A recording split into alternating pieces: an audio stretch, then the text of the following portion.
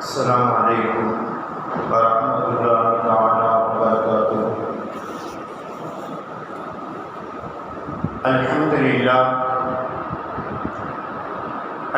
لله الذي نحمده ونستعينه ونستغفره ونؤمن به ونتوكل عليه ونعوذ بالله من شرور أنفسنا ومن سيئات أعمالنا. من يهده الله فلا مضل له ومن يضلل فلا هادي له. ونشهد أن لا إله إلا الله وحده لا شريك له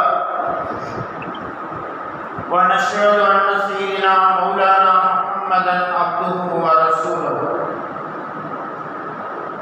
اللهم طب القلوب ودوائها وعافية الأبدان وشفائها ونور الأبصار وضيائها وعلى آله وصحبه وسلم.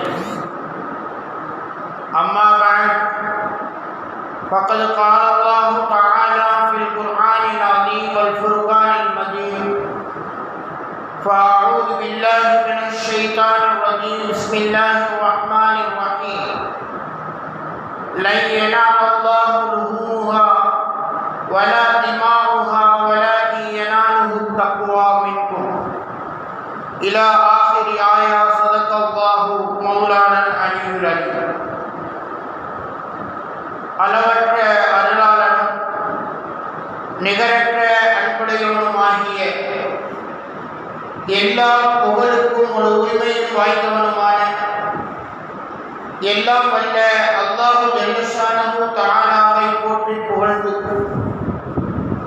இவ்வுலகத்திற்கு அருள்கொடையாக வந்துவிட்ட எம்பெருமானார் ரசூலே கரீம் ஸல்லல்லாஹு அலைஹி வஸல்லம் அவர்களின் மீதும் அன்னாரின் அடிச்சுவடுகளை அப்படியே பின்பற்றி வாழ்ந்த உத்தம சத்திய சஹாபாக்கள், தாபியீன்கள், தபஅத் தாபியீன்கள், மேலும் குறிப்பாக இங்கு அமர்ந்திருக்கக்கூடிய நம் அனைவர்கள் மீதும், நம்முடைய குடும்பத்தார்கள் மீதும், நம்முடைய மனைவி மக்களின் மீதும் என்றென்றும் அல்லாஹ்வுடைய சாந்தியும் சமாதானமும் நிலவட்டுமாக. ஆமீன். அல்லாஹ் ஜல்லஷானஹு தஆலாவினுடைய மாபெரும் கிருபையால் புனிதமா மக்கா நகரிலே ஹாஜிகள் எல்லாம் ஒன்று கூடி இன்றிலிருந்து ஹஜ்ஜினுடைய கடமைகள் அவர்களுக்கு செய்ய தயாராகிவிட்டார்கள்.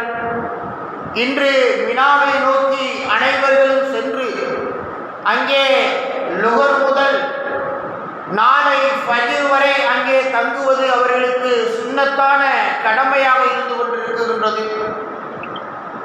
ஹஜ்ஜினுடைய கடமைகளை செய்யக்கூடிய அனைத்து ஹாஜிகளுடைய வேலைகளை லேசாக்கி அவர்கள் பரிபூர்ணமான அமல்களை செய்து அல்லாஹ்வுடைய திருப்பொருத்தத்தை அவர்களும் நாமும் அடைந்து அவருடைய ஹஜ்ஜை அல்லாஹ் ஜல்லஷானஹு தஆலா ஹஜ்ஜம் மக்பூலாகவும் ஹஜ்ஜம் மப்ரூராகவும் ஆக்கி தந்தருள் புரிவானாக என்ற துஆவோடு எனது உரையை ஆரம்பம் செய்கின்றேன்.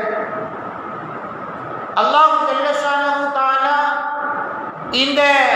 இது போன்ற இந்த துல்ஹஜ் மாதம் வந்துவிட்டால் ஒவ்வொரு மனிதனுடைய உள்ளத்தில் தோன்றுவது ஹஸ்ரத் இப்ராஹிம் அலைஹிஸ்ஸலாம் அவருடைய தியாகம்தான்.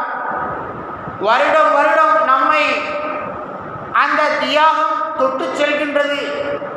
அந்த தியாகத்தை பற்றி நாம் வருடம் வருடம் பல முறைகள் பல சரித்திரங்களை தொடர்படியாக வருட வருடமும் நாம் அதை பேசிக்கொண்டே இருக்குகின்றோம்.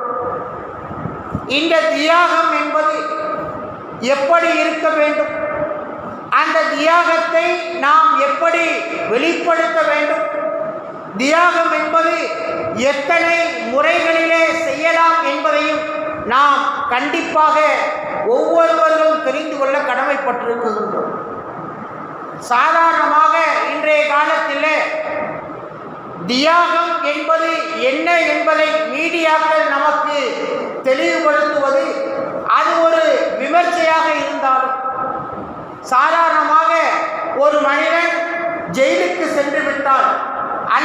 சிறைச்சாலையை அவன் அடைந்து விட்டால் அவன் ஒரு பெரிய தியாகி என்பதாக அவனுக்கென்று ஒரு சிலையை நிறுவக்கூடிய இந்த உலகம். ஒவ்வொரு திசைகளிலெல்லாம் கண்ட இடங்களிலெல்லாம் எங்காவது ஒருவன் ஏதோ ஒரு தியாகத்தை சென்றான் என்ற ஒரு சிலையை இந்த உலகத்திலே அங்கெங்கெல்லாம் அவர்கள் நட்டு வைத்திருப்பதை நம்மால் பார்க்க முடிகின்றது. இது தியாகமா என்பதை நாம் சற்று சிந்தித்து பார்க்க கடமைப்பட்டிருக்கின்றோம். மக்கள் அளவிலே ஒரு நம்பிக்கை அவர்களுக்கு புகுத்தப்பட்டிருக்கின்றது மீடியாக்களின் காரணமாக. அவர்கள் நாம் இஸ்லாமியர்கள் அவர்களை எந்த அளவிற்கு அசிங்கமாக கேவலமாக அவர்களுடைய கடமைகளை சித்தரிக்க முடியுமோ அந்த அளவிற்கு மீடியாக்கள் நம்மை பற்றி இழிவாக ஒவ்வொரு செய்திகளையும் சித்தரித்துக் கொண்டிருக்கின்றது. ஆனால் அவர்கள் கொலை செய்தாலும் அவர்கள் தியாகி, அவர் ஒருவரை வெட்டி கொன்றாலும் அவர் மிகப்பெரிய தியாகி என்பதாகத்தான் இன்றளவிலே உலகளவில் மாற்று மதத்தினர்களுக்கு மத்தியிலே இஸ்லாமியர்களை பற்றி இழிவாகவும் மற்ற மதத்தினர்களை உயர்வாகவும் பேசிக் கொண்டிருக்கக்கூடிய சமுதாயத்திலே நாம் வாழ்ந்து கொண்டிருக்கின்றோம் என்பதை நினைவில் கொள்ள வேண்டும். தியாகம் என்பது ஹஜ்ரத் ரசூலுல்லாஹி ஸல்லல்லாஹு அலைஹி வஸல்லம் அவர்கள் கூறி காட்டினார்கள் அல்லவா? சுன்னத்தே இப்ராஹிம் வ சுன்னதி, என்னுடைய சுன்னத்தையும் ஹஜ்ரத் இப்ராஹிம் அலைஹிஸ்ஸலாம் அவருடைய செய்த அந்த தியாகத்தை பின்பற்றுவதும் தான் உண்மையான தியாகம் என்பதை ஹஜ்ரத் ரசூலுல்லாஹி ஸல்லல்லாஹு அலைஹி வஸல்லம் அவர்கள் கூறி காட்டுகின்றார். இந்த தியாகம் எத்தனை வகையாக பிரிக்குகின்றார்கள் என்பதை முஃபஸ்ஸிரீன்களிடத்திலே நாம் பார்க்குகின்ற பொழுது முதலாக அத்தல்ஹியத்து பின்னஃப்ஸ், தன்னுடைய உயிரை தியாகம் செய்வது. தன்னிடத்தில் இருக்கக்கூடிய ஒரு பொருளை மற்றவருக்கு விரும்பக்கூடிய நிலைமையிலே கொடுப்பது அது ஒரு தியாகம். ஆனால் தன்னுடைய உயிரையே மாய்த்துக் கொள்வது இருக்குகின்றது தெரியுமா? அதுதான் இந்த உலகத்திலே மிகப்பெரிய தியாகம் என்பதை நமக்கு முஃபஸ்ஸிரீன்கள் தெளிவுபடுத்துகின்றார்கள். அதை பற்றி அல்லாஹ் ஜல்ல ஷானஹு தஆலா அல் குர்ஆன் ஷரீஃபிலே கூறுகின்ற பொழுது இன்னல்லாஹ அஷ்ஸரா மினல் முஃமினீன அன்ஃபுஸஹும் வ அம்வாலஹும் பிஅன்ன லஹுமுல் ஜன்னah, நிச்சயமாக அல்லாஹ் ஜல்ல ஷானஹு தஆலா இறை நம்பிக்கையாளர்களுக்கு சொர்க்கம் தருவதற்கு பகரமாக அவர்களிடத்திலிருந்து அவர்களுடைய உயிரையும் பொருளையும் அல்லாஹு தஆலா விலைக்கு வாங்கி கொண்டான் என்பதாக அல் குர்ஆன் ஷரீஃபிலே அல்லாஹு தஆலா நமக்கு சூரத்து தௌபாவிலே 110வது வசனத்திலே அல்லாஹு தஆலா சொல்லி காட்டுகிறார். இதில் நாம் விளங்கக்கூடிய விஷயம் என்ன தெரியுமா?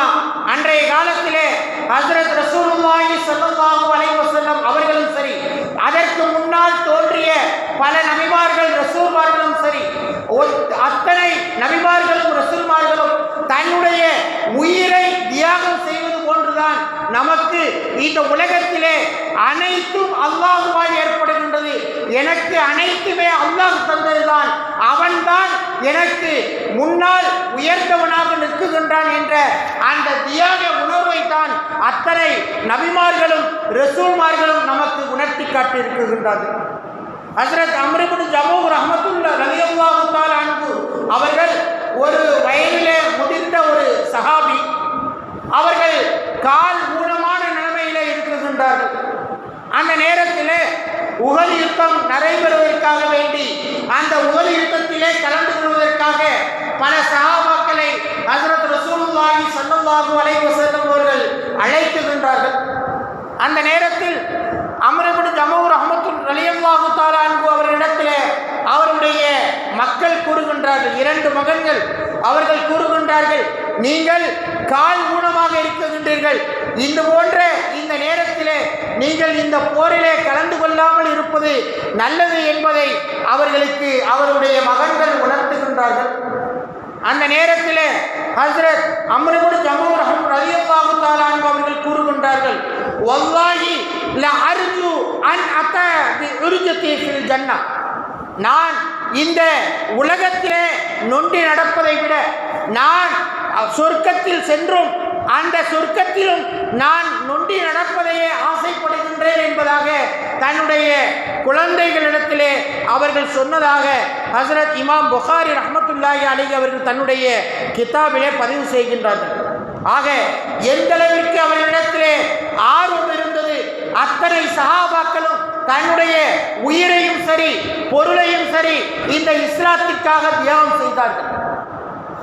இதுதான் முதல் தியாகம், தன்னுடைய உயிரை மாய்த்துக் கொள்வது, தன்னுடைய உயிரை அல்லாஹ்வுக்காக அர்ப்பணிப்பது, தன்னுடைய பொருளை அர்ப்பணிப்பது, தன்னிடத்தில் உள்ள அனைத்தையும் அல்லாஹ்வுக்காக அர்ப்பணிப்பது என்பதை நமக்கு முஃபஸ்ஸிரீன்கள் விளக்கம் தருகின்றார்கள். இரண்டாவதாக நாம் எடுத்துக்கொள்வோமேயானால் அத்தல்ஹியத்தும் பில் மால், பொருளால் நாம் தியாகம் செய்வது, நம்மிடத்தில் இருக்கக்கூடிய பொருளை கொண்டு தியாகம் செய்வது. ஹஜ்ரத் அபூபக்கர் சித்திக் ரலியல்லாஹு தஆலா அன்ஹு அவர்களை நாம் எடுத்துக்கொள்வோமேயானால் இந்த இஸ்லாத்திற்காக தன்னிடத்தில் உண்டான அத்தனை பொருள்களையும் மார்க்கம் செழிக்க வேண்டும், இந்த இஸ்லாம் திட்டு எல்லாம் பரவ வேண்டும் என்ற நோக்கிலே தன்னுடைய அனைத்து பொருளையும் இஸ்லாத்திற்காக தியாகம் செய்தார்கள். அவர்கள் ஒரு தடவை ஹஜ்ரத் அபூபக்கர் சித்திக் ரலியல்லாஹு தஆலா அன்ஹு அவருடைய தந்தை அபூ குஹாஃபா ரலியல்லாஹு தஆலா அன்ஹு அவர்கள் தன்னுடைய மகனார் அபூபக்கர் சித்திக் ரலியல்லாஹு தஆலா அன்ஹு தன்னுடைய தந்தைக்காக என்ன விட்டு சென்றிருக்கின்றார் என்பதாக ஹஜ்ரத் அஸ்மா ரலியல்லாஹு தஆலா அன்ஹு அவரிடத்திலே கேட்கின்றார்கள். அப்பொழுது அஸ்மா ரலியல்லாஹு தஆலா அன்ஹு அவர்கள் ஒரு தட்டிலே ஒரு சில கற்களை நிரப்பி அந்த கற்களை அவர்கள் முன்னால் காட்டுகின்றார்கள்.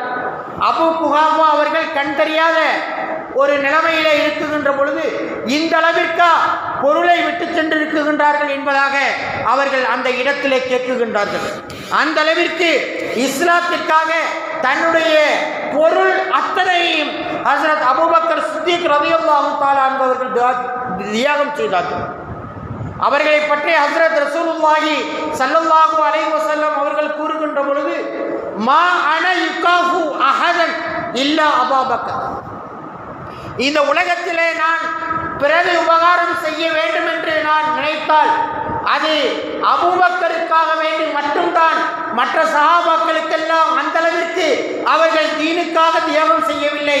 ஆனால் ஹஜ்ரத் அபூபக்கர் சித்திக் ரலியல்லாஹு தஆலா அன்ஹு அவர்கள் அந்த அளவிலான உபகாரம் செய்கின்ற அளவிற்கு இந்த உலகத்திலே அவர்கள் தியாகத்தை பொருளால் அவர்கள் இழந்திருக்கின்றார்கள் என்பதை ஹஜ்ரத் ரசூலுல்லாஹி ஸல்லல்லாஹு அலைஹி வஸல்லம் அவர்கள் கூறிவிட்டு அவர்களுடைய தியாகங்களுக்காக நிச்சயமாக அல்லாஹ் கூலி கொடுப்பான் என்பதை அந்த இடத்திலே ஹஜ்ரத் ரசூலுல்லாஹி ஸல்லல்லாஹு அலைஹி வஸல்லம் அவர்கள் பதிவு செய்கின்றார்.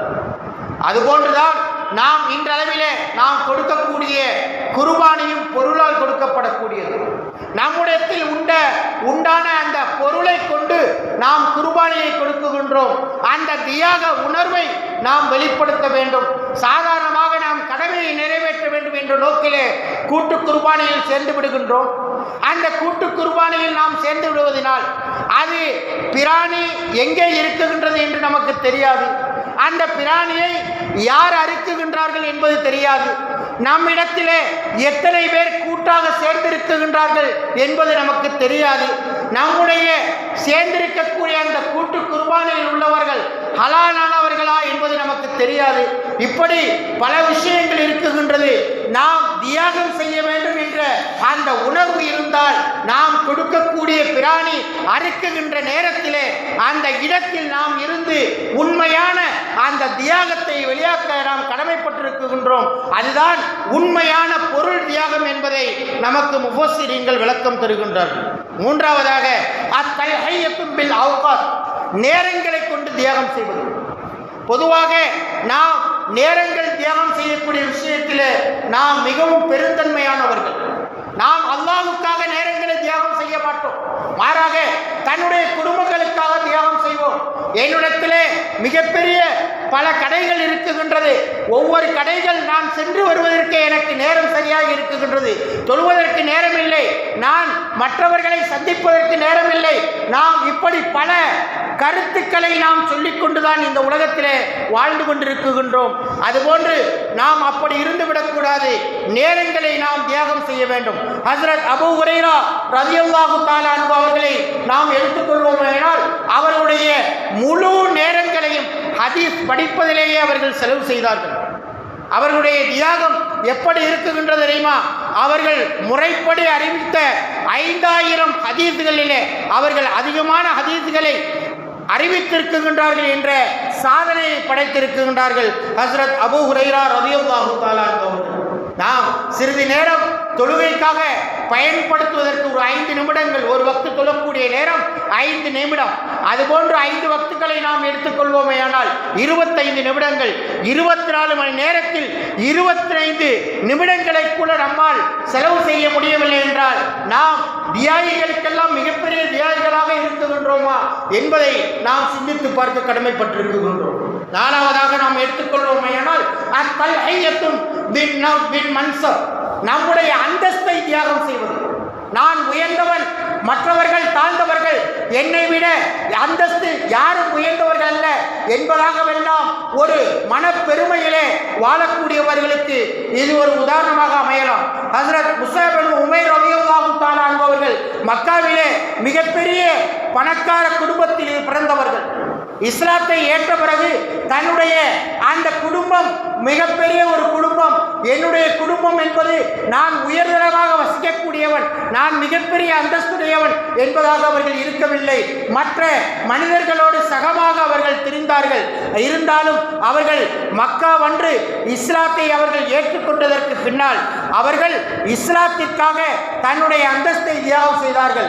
அவர்களோடு ஹஸ்ரத் ரசூலுல்லாஹி ஸல்லல்லாஹு அலைஹி வஸல்லம் அவர்கள் 12 மதீனாவாசிகளை அவர்களோடு அனுப்பி வைத்து ஒவ்வொரு வீடு போய் கதவுகளை தட்டி 3 மாதங்களில் 73 பேர்களிடத்திலே இஸ்லாத்தை தழுவதற்கு உதவியாக இருந்தார்கள் என்பதாக நமக்கு முஃபஸ்ஸிரீன்கள் விளக்கம் தருகின்றார்கள். ஆக நாம் அந்தஸ்தையும் தியாகம் செய்ய வேண்டும். நாம் உயர்ந்தவன் என்ற அந்த எண்ணத்தை நாம் தியாகம் செய்ய வேண்டும். நான் அல்லாஹ்வுடைய அடிமை என்ற அந்த உணர்வு நம்மிடத்திலே வர வேண்டும். நாம் தியாகம் செய்கின்றோம், பொருளாலும் உடலாலும் நேரத்தாலும் நாம் தியாகம் செய்கின்றோம் என்ற அந்த உணர்வை நாம் வெளிப்படுத்த வேண்டும் என்பதைத்தான் இந்த நேரத்திலே நாம் விளங்கிக் கொள்ள வேண்டும். 5வதாக அத்தல்ஹியத்துன் பிஃபிராகில் அஹ்லி வல் அஹ்பாப், தன்னுடைய குடும்பத்தினர்களையும் நண்பர்களையும் பிரிந்து தியாகம் செய்தல். இந்த விஷயத்திலே நாம் எடுத்துக்கொள்வோமேயானால் ஹஸ்ரத் ரசூலுல்லாஹி ஸல்லல்லாஹு அலைஹி வஸல்லம் அவர்களும் தன்னுடைய சஹாபாக்களும் தன்னுடைய குடும்பத்தை பிரிந்து, தன்னுடைய நண்பர்களை பிரிந்து, சொத்து சுகங்களை பிரிந்து மதீனாவின் பக்கம் ஹிஜ்ரத் செய்தார்கள். எதற்காக? அவர்கள் முழுமையான தியாகம், இந்த இஸ்லாம் பரவ வேண்டும், அந்த நேரத்திலே என்னுடைய சொந்த ஊர், நான் துரத்தப்படுகின்றேன் என்ற அந்த மன வருத்தம் இருந்தாலும் அவர்கள் அத்தனையும் தியாகம் செய்து அவர்கள் அல்லாஹ்வுக்காக மதீனா நகரம் நோக்கி அவர்கள் பயணம் செய்த அந்த வரலாறை நம்மால் நினைவு கூற முடியும். இப்படித்தான் ஒவ்வொரு விஷயங்களிலும் நாம் தியாகம் செய்கின்ற பொழுது அல்லாஹ்வை முன்னிறுத்தி நம்முடைய உள்ளத்திலே அல்லாஹ்வுடைய அந்த கட்டளைகள் நினைவுக்கு வர வேண்டும். அதுபோன்று அந்த நினைவுகள் நாம் வந்தால்தான் நாம் செய்யக்கூடிய அந்த தியாகம் உண்மையான தியாகமாக ஆகும் என்பதில் எந்தவித சந்தேகமும் இல்லை. 6வதாக நாம் எடுத்துக்கொள்வோமேயானால் அத்தல்ஹியத்துன் பில் அவுலாத், குழந்தைகளை தியாகம் செய்வது. குழந்தை தியாகம் என்பது ஹஸ்ரத் இப்ராஹிம் அலைஹிஸ்ஸலாம் அவர்கள் செய்தார்கள் அல்லவா, அது போன்ற அந்த தியாகம் இந்த உலகத்திலே நாம் நம்முடைய குழந்தைகளை கொண்டு எப்படி தியாகம் செய்வது? நம்முடைய குழந்தைகளை மார்க்க விஷயங்கள் கற்றுக்கொள்வதற்காக வேண்டி அவர்களை அனுப்புவது, மார்க்க விஷயங்கள் தெரிந்து கொள்வதற்காக அவர்களை முற்படுத்துவது, உற்சாகப்படுத்துவது, இது போன்ற தியாகங்களை நாம் அவர்களுக்காக செய்ய வேண்டும்.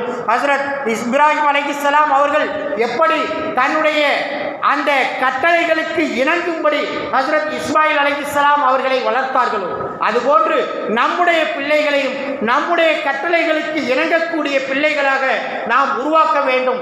அதுபோன்ற தியாகங்கள் உருவாவதனால்தான் பிறவரக்கூடிய சமுதாயங்கள் மார்க்கப்பட்டுள்ள சமுதாயங்களாக மாறுவதற்கு உதவியாக இருக்கும் என்பதை நாம் சிந்தித்து பார்க்க கடமைப்பட்டிருக்கின்றோம்.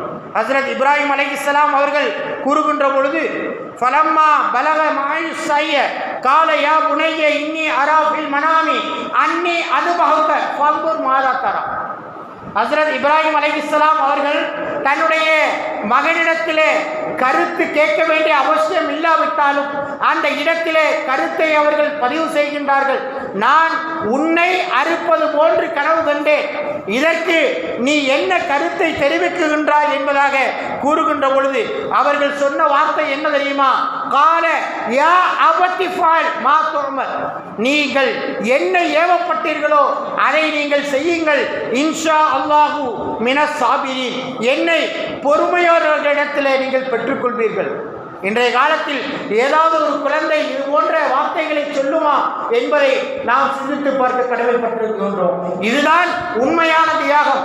இந்த தியாகம் நம்மிடத்தில் அந்த தியாக உணர்வு வர வேண்டுமானால் நாம் அந்த கடமையை சரியாக செய்ய வேண்டும் என்பதை நாம் முதலிலே நம்முடைய உள்ளத்தில் புகுத்திக் கொள்ள வேண்டும்.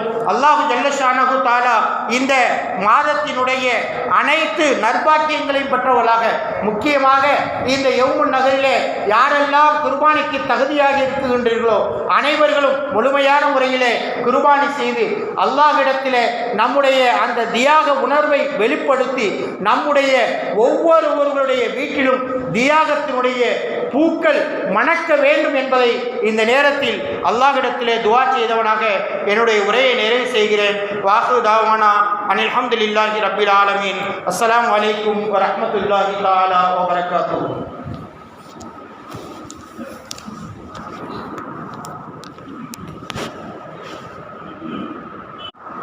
السلام عليكم ورحمة الله تعالى وبركاته. الحمد لله الذي نحمده ونستعينه ونستغفره ونؤمن به ونتوكل عليه ونعوذ بالله من شرور أنفسنا ومن سيئات أعمالنا. من يهده الله فلا مضل له ومن يضلل فلا هادي له. ونشهد أن لا إله إلا الله وحده لا شريك له ونشهد أن سيدنا مولانا محمدا عبده ورسوله. اللهم طب القلوب ودوائها وعافية الأبدان وشفائها ونور الأبصار وضيائها وعلى آله وصحبه وسلم. أما بعد، فقد قال الله تعالى في القرآن العظيم والفرقان المجيد: فأعوذ بالله من الشيطان الرجيم. بسم الله الرحمن الرحيم. لن ينال الله لحومها ولا دماؤها ولكن يناله التقوى منكم إلى آخر آية. صدق الله مولانا العلي العليم. அளவற்ற அருளாளனும் நிகரற்ற அன்புடையவனுமாகிய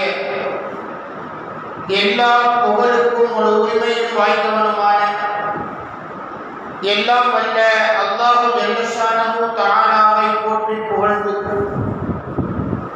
இவ்வுலகத்திற்கு அருள்கொடையாக வந்துவிட்ட எம்பெருமானார் ரசூலே கரீம் ஸல்லல்லாஹு அலைஹி வஸல்லம் அவர்களின் மீதும் அன்னாரின் அடிச்சுவடுகளை அப்படியே பின்பற்றி வாழ்ந்த உத்தம சத்திய சஹாபாக்கள், தாபியீன்கள், தபஅத் தாபியீன்கள், மேலும் குறிப்பாக இங்கு அமர்ந்திருக்கக்கூடிய நம் அனைவர்கள் மீதும், நம்முடைய குடும்பத்தார்கள் மீதும், நம்முடைய மனைவி மக்களின் மீதும் என்றென்றும் அல்லாஹ்வுடைய சாந்தியும் சமாதானம் நிலவட்டுமாக.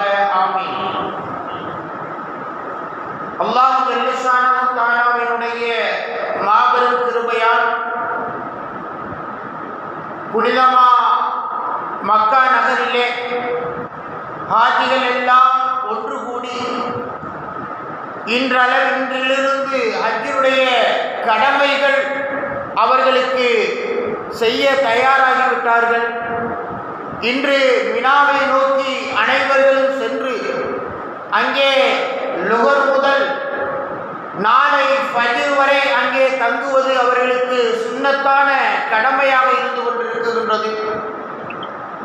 ஹஜ்ஜினுடைய கடமைகளை செய்யக்கூடிய அனைத்து ஹாஜிகளுடைய வேலைகளை லேசாக்கி அவர்கள் பரிபூர்ணமான அமல்களை செய்து அல்லாஹ்வுடைய திருப்பொருத்தத்தை அவர்களும் நாமும் அடைந்து அவருடைய ஹஜ்ஜை அல்லாஹ் ஜல்ல ஷானஹு தஆலா ஹஜ்ஜம் மக்பூலாகவும் ஹஜ்ஜம் மப்ரூராகவும் ஆக்கி தந்தருள்